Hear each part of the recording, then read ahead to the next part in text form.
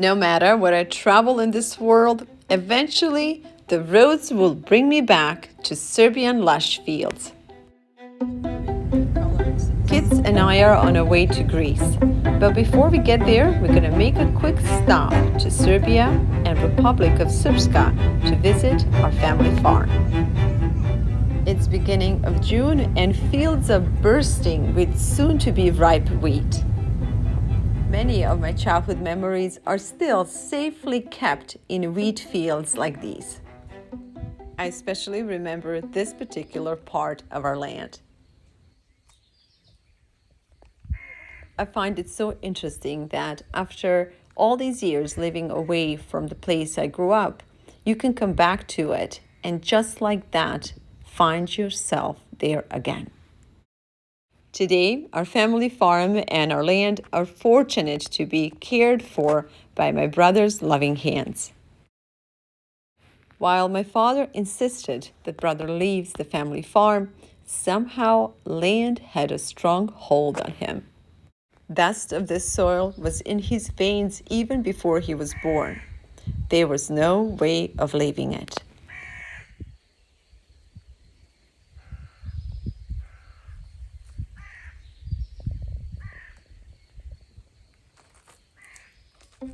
I'm excited to be home at this particular time of the year because the wheat is just about to get ripe and a harvest is soon to start. After spending an evening in a local fields, my brother has decided that it's time to let the fun begin. Harvest has started. My brother just started harvesting wheat and the first load have just arrived. This is quite amazing. Oh, the smell and the feel of a warm wheat that was just brought from the field. As kids, we would spend hours playing in it. The best grains are brought home, and my nephew Marco is thinning the pile just to make sure that grain has a chance to dry evenly.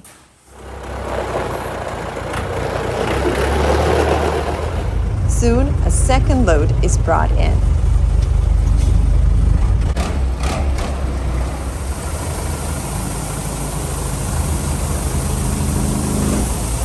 Every grain is valuable and it's a blessing of its own. The harvest has started and this is the first wheat of this year. It's a late June and my brother and my nephew are starting with the harvest. This is a special time of the year when you get to bring in all your hard work home. And I'm gonna tell you, it smells good and it feels good because this just came from the field and it's still really warm and it's full of sunshine. Regarding farming, you all know where I stand. I believe that a lot of young people should embrace this way of life. And I am extremely proud of my nephew Marco. He, despite all the opportunities that he had with his career, has decided to stay on a family farm and to continue tradition of farming. So thank you for doing that. I'm really proud of you because you're one of the rare young men who has embraced this life. And I wish more young people will follow his footsteps. Thank you for that. And now I better get busy and help you out. See you later, guys. Bye. As soon as we finished, we were off to join my brother on a field. Oh, by the way, we're just passing our family apple and pear orchard. Our cows used to spend summers here grazing on fresh grass and herbs. We are just about there, and as soon as we arrive, the machinery will be assembled and off we go. Running and operating large equipment like this is a very important job. Every screw and every gear needs to be in place before we start. I finally got the green light and here we go.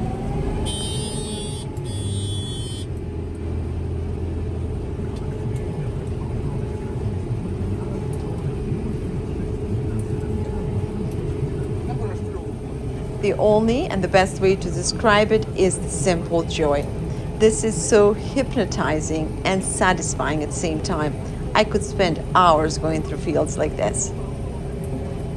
After an entire year of working the land, praying for rain, and tending to the plant, the time comes to harvest your hard work.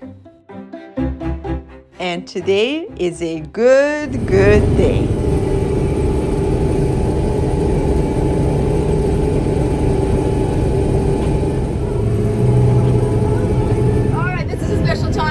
My brother of just doing things that we absolutely love to do.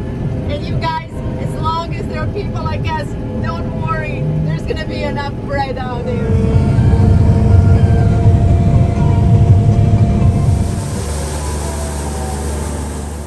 After emptying our first load, it was a time to change the crew. All right, we're gonna crank things up and get the professional to help.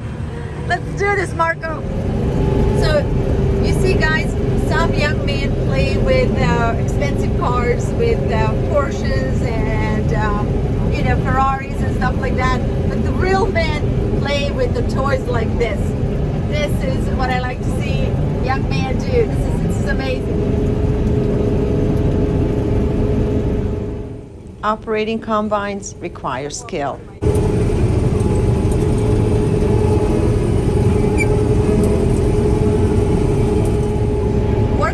It's also a great opportunity just to reconnect with your family. So spending a last hour in a combine and with my nephew, we got up on so many important things. So doing the important work, and you also spending time just sharing things and just reconnecting. So another reason to spend more time out in the nature.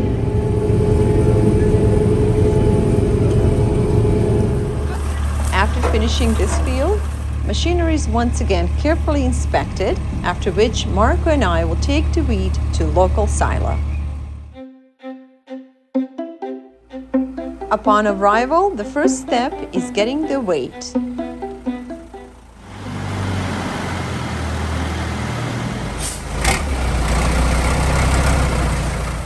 Did you know that not all wheat is the same? Even same type of wheat might have different properties. This little gadget helps determine its moisture content and its starch content. Therefore, it helps determine the wheat's price. While we were delivering wheat to silo, my brother was already moved to another field. Once harvest starts, there is not a minute to waste. Weather can and often does change quickly around here. Violent summer storms and hailstorms are very common in this area. A couple more rounds and we got our second load, which this time we're not taking to the silo, but rather we're taking it to a local mill. And this hard-working pile of metal deserves a quick break.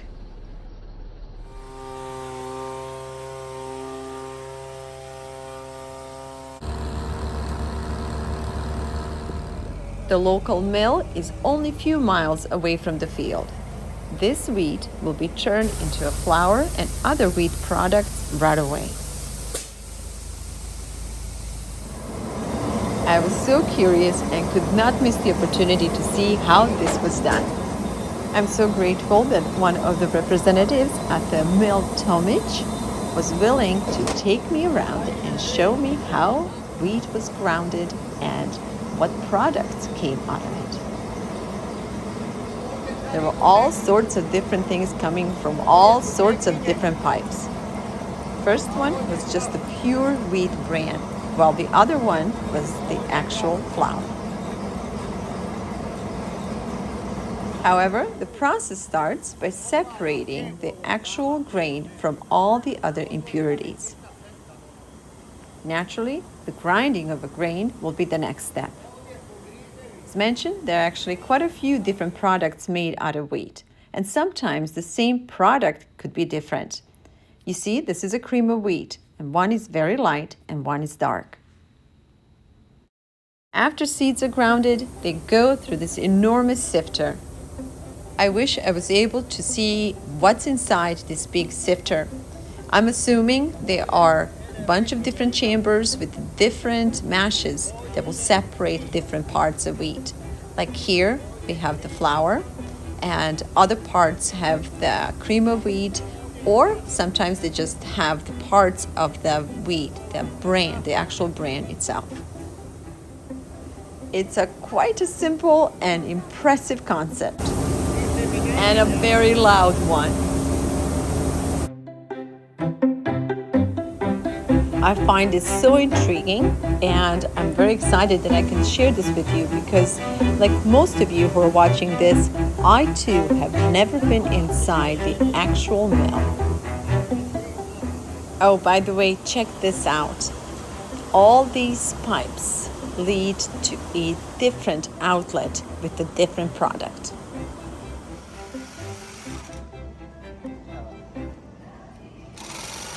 Ultimately, the main product is flour, which is measured, packaged, and sent off to stores for sale.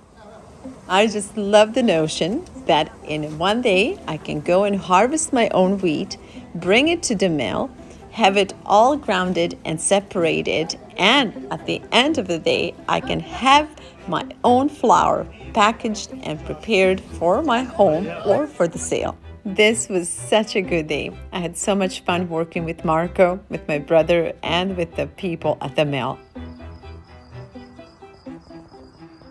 Thank you all so much for watching. My name is VLADA'S, and I'm a founder of a charitable organization called VLADA'S Seeds of Life, whose mission is reconnecting families and communities. I absolutely love nature, and I believe in simplicity and goodness. And I also believe in giving back. If you're on the same page, we would love to hear back from you. So please send us your likes, your comments, and if you like what we do, subscribe. Thank you again for watching, and I will see you again soon.